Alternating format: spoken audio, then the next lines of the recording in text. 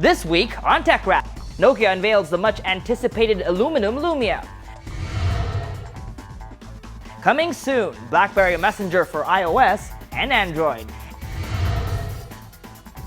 And all the new innovations announced at Google I/O 2013.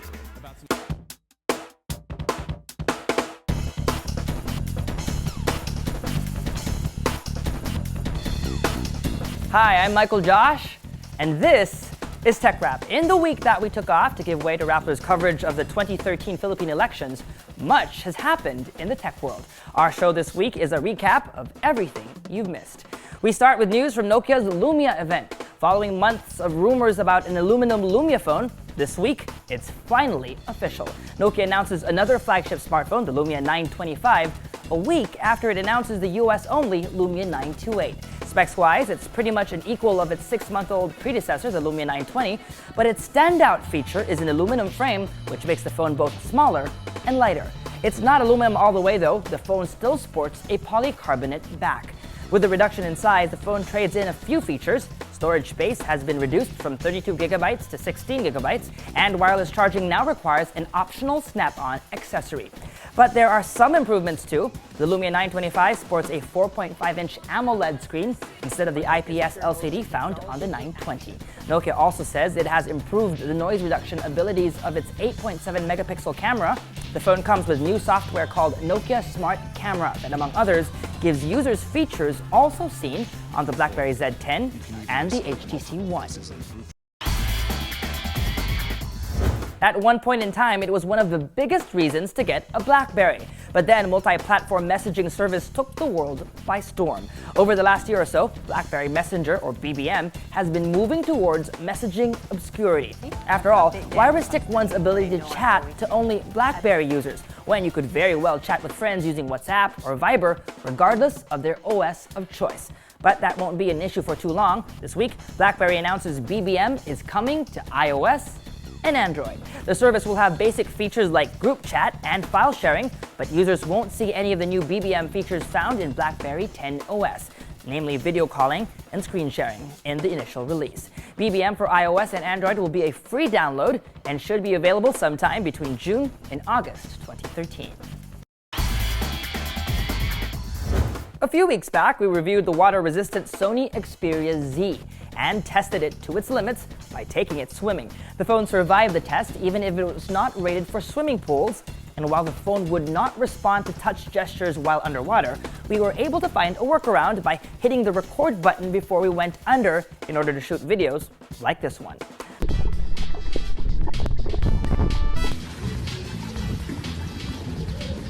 That workaround, however, is no longer necessary with Sony's new waterproof phone, which it announces this week. The Sony Xperia ZR allows full HD underwater photography till depths of 5 feet. It's slightly smaller than the Xperia Z at 4.6 inches and comes with a 720p display, a 13-megapixel camera, a 1.5 GHz quad-core processor, 2 GB of RAM, and LTE support. No word on pricing yet, but it is expected to go on sale in Southeast Asia this quarter. Google's annual developer conference, Google I/O, is off to a great start this week in good old San Francisco. There's a lot to talk about: changes to Google+, a version of the Samsung Galaxy S4 running stock Android, new maps, and a new way to search. Here's the lowdown from Google I/O 2013. A new version of Google Maps that is fully interactive and tailored to your needs is on its way. So is an upgraded version of Chrome that allows you to say, "Okay, Google," to begin a web search. So no hands. Okay, Google, show me things to do in Santa Cruz. Here are popular attractions in Santa Cruz. On the hardware front, while most users expected updates to Google's Nexus line of devices, Google instead announced a version of Samsung's Galaxy S4 running a stock version of Android. That is, the basic version of Android, and not the one that comes with Samsung's suite of software enhancements. With better hardware and LTE support, stock Android S4 provides a suitable replacement for Google's own flagship smartphone, the Nexus 4. Google Plus also gets a makeover and adds up to 41 new features. Most obvious is a redesigned stream. Reminiscent to Facebook's timeline and with a bit of Pinterest thrown into the mix, The new Google Plus Stream is either 2 or 3 columns wide, depending on your screen size. Photos and videos appear larger, and as a result, enhance the viewing experience. Google Plus also automatically adds hashtags to your posts if you don't do that yourself. Click on a hashtag, and your card will flip over, offering you a view of similar posts using the same hashtag. Google says only Google Plus lets you go down into your interests. Photos also get a big push with features like Auto Awesome, Auto Highlight, and Auto Enhance, which, as its name implies, automatically enhances each photo you upload.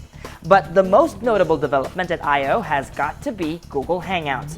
It's a name that has been around for a while. Rappler has used it over the past year and a half to host online video conversations. But it's now the brand name that unifies all of Google's messaging products.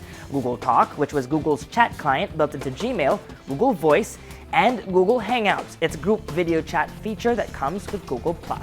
Google releases Hangouts apps for iOS and Android, giving users the ability to chat and make voice and/or video calls on both platforms as well as on the desktop.